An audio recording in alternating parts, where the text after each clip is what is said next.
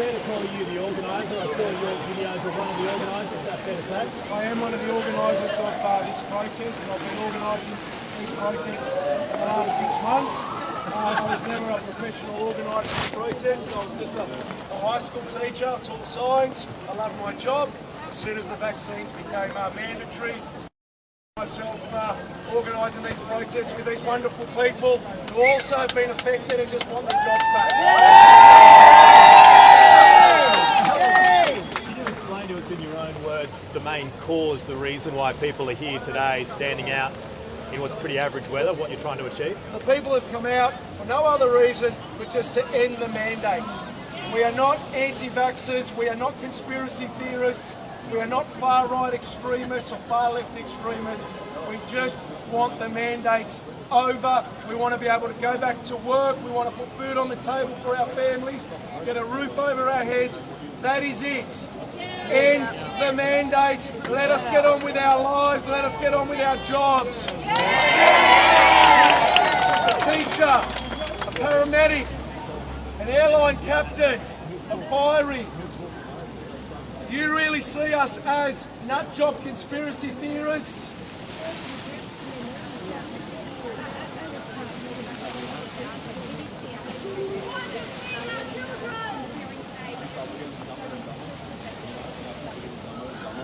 Well, I think it demonstrates the reality is there's statistics don't back up what the government's done.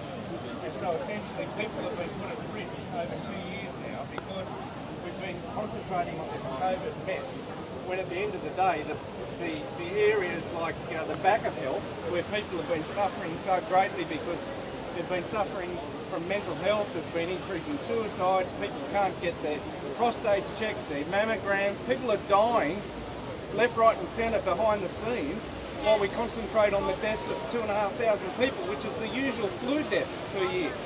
I mean, it's absolutely crazy. Absolutely mad. Do you think the impacts of the staff shortages that we're seeing in education, health, I'm not sure about aviation just yet, but especially fire is what we're seeing, you know, with the disasters. Do you think they're having a greater impact, the shortages, as opposed to what we'd actually seen through COVID? Oh, absolutely. Yeah. Well, why should people be waiting 2 hours for an ambulance? I mean, there was 7 hours. There was a mother only a few weeks ago had to deliver her own baby and do pulmonary cardiac massage on it to actually revive it, and then had to transport the baby in her own car with her husband. Luckily she was a nurse. But this is going on every day in every country town, in every metropolitan area throughout New South Wales and throughout the country. There isn't enough services. In Batlow there's only 2 ambulance officers that are on the road out of the 5 or 6 people that are supposed to be there. In Truman it's the same. In every other country town it's the same. The Niliquin Hospital has to shut down its emergency department from 28 beds down to 18. It's a common story. I mean, we were short-staffed before COVID. We're even more short-staffed now, I can assure you.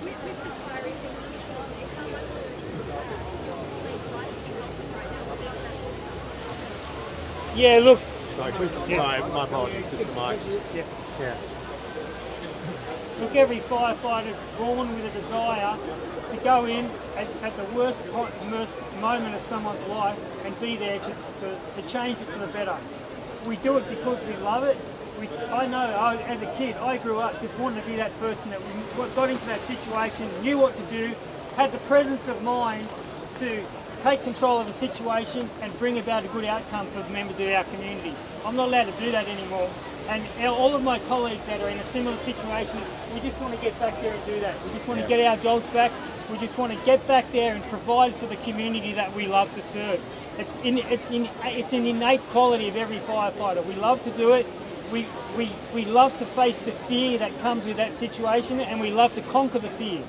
And when we conquer that fear, the community benefits, we benefit, and all of my colleagues that are stood down are exactly the same mindset. We just want to be there to help our community and be there in that moment of need where people are looking for someone to turn to. They're looking for someone in their worst moment, and we love being those people. We love being the people that other people turn to, and we can't do that at the moment. Amen.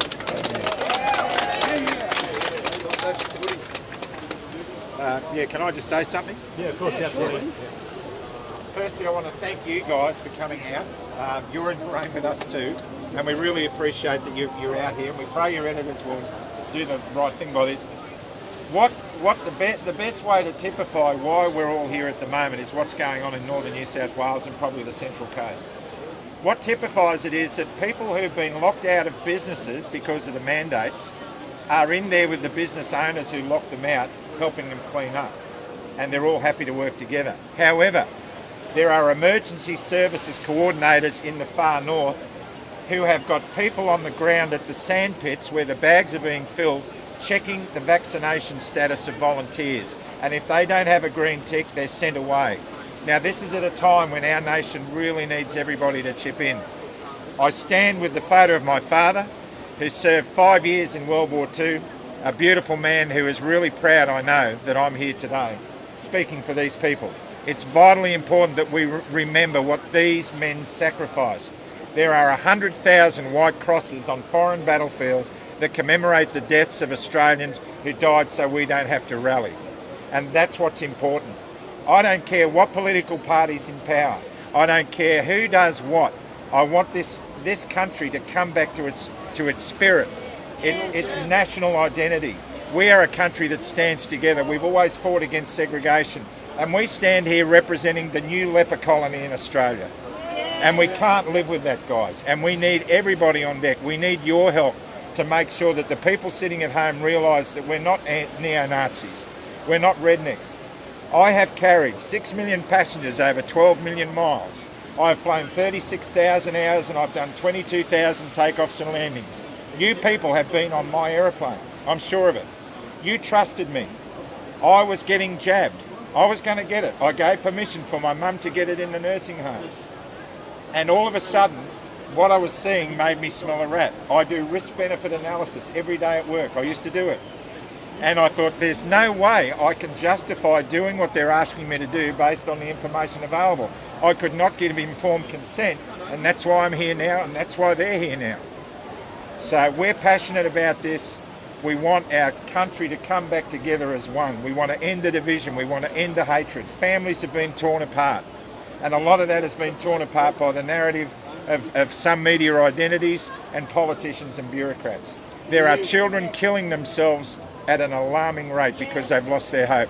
And you guys have a responsibility. That's your craft, to tell the truth so people can make up their own minds. So I thank you. I thank you for being here. Ask us one more, Mack. If this is always something that gets coverage, can I ask you, we weren't on the stage, how many people do you estimate are here today? I know Mark Latham has said in a tweet, he said it was several hundreds, was the word he used. How many people would you say are here today? And obviously the expectation would that it would have been larger if not for the weather. Look, it's true. I'm going to put the figure at hundreds. There was definitely hundreds. I'm not going to say there was thousands because there wasn't. But I can tell you now, if we had better weather, there probably would have been about 10,000 here. But you know what? It doesn't matter if there's one or there's 1,000 or there's 1,000,000. Each one represents something. Each one represents a job that we've lost. Each one is a human being, a family member, a mother, a father, grandparent. So it doesn't matter if the media says there was only 10 or we think there was 10,000. It doesn't matter. What matters is that we turned up, we showed up because we stood by for what we believed in. Thanks, mate. Thanks for your time. All right. Okay, the interview's just finishing up with the mainstream media, and I'd like to say thank you for everyone watching.